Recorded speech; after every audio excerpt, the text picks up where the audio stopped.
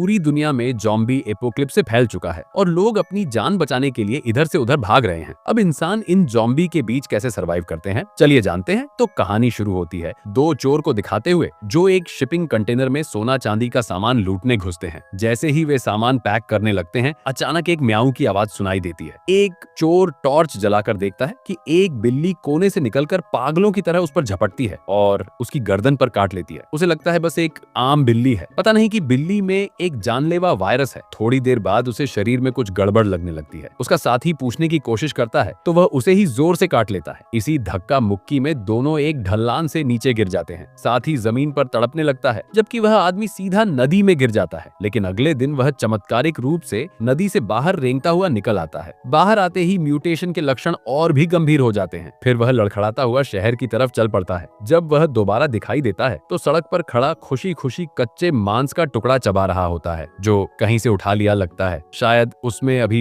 थोड़ी इंसानियत बची थी, इसलिए उसने आसपास के लोगों पर हमला नहीं किया। गुजरते दो पुलिस वालों ने उससे पूछताछ करनी चाहिए, लेकिन उसने समझा कि वे उसका मांस छीनने आए हैं और तुरंत वहां से भाग गया। हालांकि वक्त बीतने के साथ वह धीरे धीरे अपना आपा खोने लगा। मॉल की पार्किंग में पानी वाले को देखते ही उसके पीछे पड़ गया। पानी वाला ट्रक से उतरा ही था कि उस आदमी ने उसे जमीन पर पटक दिया। उसके गिरते ही ज़ॉम्बी वायरस तेजी से फैलने लगा। जल्द ही रात हो गई। मॉल की मालिक मिस हाथ स्टूडियो का निरीक्षण कर रही थी। तभी उन्होंने अपने कर्मचारियों को डर कर भागते देखा, जैसे उन्होंने कुछ डरावना देख लिया हो। वे काम छोड़कर क्या कर रहे थे। हैरान मिस हाथ वहां पहुंची तो एक डरावना नजारा देखा। ज़ॉम्बी ऑफिस में लोगों को नोच रहे थे। उन्होंने तुरंत एक सिक्योरिटी गार्ड को बुलाया। एन नाम का डिलीवरी बॉय मदद के लिए अंदर आया, लेकिन वह तो सिर्फ खाना डिलीवर करने आया था। कुछ बहुत गलत समझते हुए मिस हाथ ने वॉकी टॉकी से नीचे सिक्योरिटी गार्ड को बुलाकर बिल्डिंग के सभी दरवाजे बंद करने और किसी को भी अंदर बाहर न आने देने का आदेश दिया। उन्हें डर था कि अगर बात फैली तो मॉल का बिजनेस चौपट हो जाएगा। लेकिन जैसे ही सिक्योरिटी गार्ड ने दरवाजा बंद किया, उसे पीठ पर सनसनी महसूस हुई। मुड़कर देखा तो एक ज़ॉम्बी अजीब पोज में उसे घूर रहा था। फिर उसने और भी ज़ॉम्बी देखे।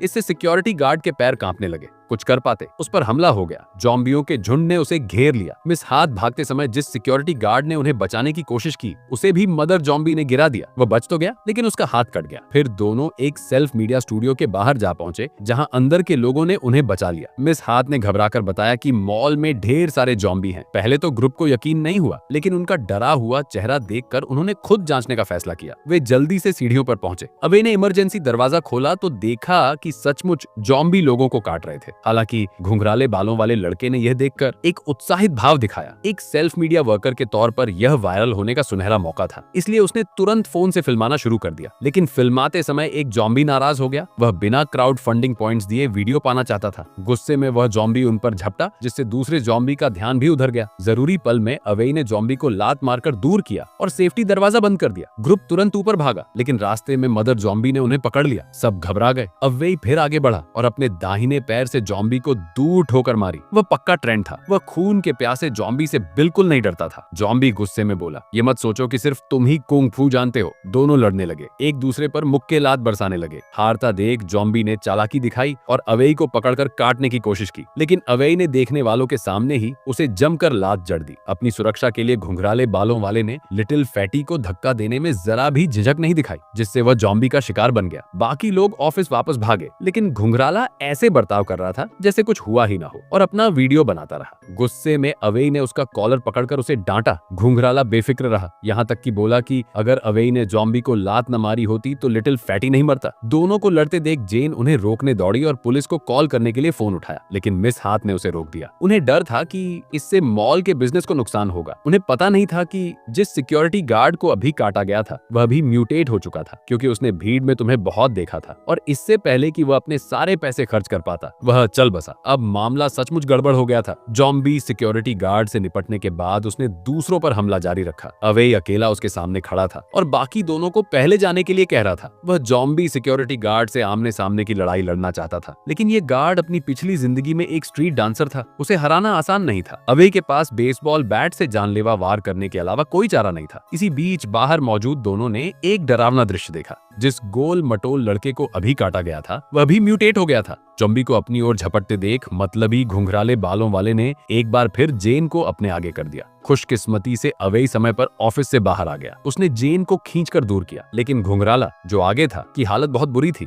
उस पर तुरंत जॉम्बी लिटिल फैटी ने हमला कर दिया, जिसने उससे वहीं बदला ले लिया। दोनों ने एक पल भी रुकने की हिम्मत नहीं की। अवेई ने जल्दी से जेन को खींचकर बाहर निकाला, लेकिन पूरा मॉल खून के प्यासे जॉम्बी से भर गया था। भागना कोई आसान काम नहीं था। वे मदद के लिए ऑफिस लौटने का जोखिम उठा सकते थे, लेकिन कॉरिडोर भी जॉम्बी से भरे हुए थे। बाहर निकलना लगभग पक्की मौत थी। तभी अवेई ने पास में एक टेप रिकॉर्डर देखा और तुरंत जॉम्बी को भगाने का एक तरीका सोच लिया। उसने अपना एक पसंदीदा गाना बजाया। कॉरिडोर की रेलिंग पर लटके जॉम्बी गाना सुनकर झुंड में इकट्ठा हो गए। दोनों ने मौका देखकर ऑफिस की तरफ भाग लिया, लेकिन रास्ते में अवेई जॉम्बी लिटिल फैटी से उलझ गया, जबकि उसके पीछे जेन पर म्यूटेटेड घुंघराले बालों वाले जॉम्बी ने हमला कर दिया। लेकिन जेन ने घबराया नहीं। उसे तुरंत अवेई की सिखाई हुई सेल्फ डिफेंस टेक्निक याद आ गई। जेन ने घुंघराले बालों वाले जॉम्बी का हाथ पकड़ा, कोहनी मारी और आसानी से बेसबॉल बैट से उसे उड़ा दिया। लेकिन अवेई अपने पुराने अच्छे भाई लिटिल फैटी का सामना करते हुए उसे मारने की हिम्मत नहीं जुटा पा रहा था। आखिरकार जेन ने ही बेसबॉल बैट फिर से घुमाया और उस जॉम्बी गोल मटोल लड़के को खत्म कर दिया। लेकिन जब वे आखिरकार ऑफिस पहुंचे तो पाया कि उनके फोन टूट गए थे और वे कॉल नहीं कर पा रहे थे। मजबूर होकर दोनों को खुद ही निकलने का रास्ता खोजना पड़ा। लेकिन उन्हें हैरानी हुई जब पहली मंजिल पर और भी ज्यादा जॉम्बी थे। जॉम्बी के लगातार पीछा करने का सामना करते हुए अवेई ने जेन को खींचकर तेजी से भागा, लेकिन आगे का रास्ता भी जॉम्बी ने रोक रखा था। हताशा में अवेई के पास जेन को पास की एक कार में छिपाने के अलावा कोई विकल्प नहीं था। उसका इरादा जॉम्बी के झुंड से अकेले लड़कर उसे जीवित रहने का मौका देने का था। जॉम्बी के उन्मत्त हमलों के तहत अवेई जल्दी से कार की छत पर गिर गया। कुछ जॉम्बी से निपटने के बाद वो फिर से नीचे कूद गया। जेन की सुरक्षा के लिए अवेई जमीन पर जोर जोर से मारता रहा, जिससे सभी जॉम्बी उसकी ओर खींचने लगे। आखिरकार अवेई संख्या में कम पड़ गया और जॉम्बी उस पर टूट पड़े। फायर एक्सटिंग्विशर की गंध तेज थी और जॉम्बी डर के मारे इधर उधर भाग गए। इस तरह जेन ने अवेई को मौत के मुंह से सफलतापूर्वक बचा लिया। फिर दोनों बेसमेंट की ओर बढ़े, लेकिन उन्हें हैरानी हुई कि जॉम्बी माँ वहाँ बहुत देर से इंतजार कर रही थी। जैसे ही वह झपटी, अवेई घूमा और एक सुंदर उड़ने वाली सीढ़ी लगाई। ये देखकर कि यह बेअसर है, उसने बिजली की तेजी से कई किक मारी, लेकिन जॉम्बी पर उनका कोई असर नहीं हुआ। अवेई जमीन पर गिर गया। जेन, जो मजबूत और काबिल थी, ने मजबूती से लड़ाई में हिस्सा लिया। दोनों ने एक दूसरे पर लात और घूंसे बरसाए, जिससे माँ जॉम्बी को लगातार पीछे हटना पड़ा। उनकी बेहतरीन टीम वर्क से माँ जॉम्बी आखिरकार हार गई। लेकिन जब उन्हें लगा कि सब खत्म हो गया है, तो अवेई की बहन, जो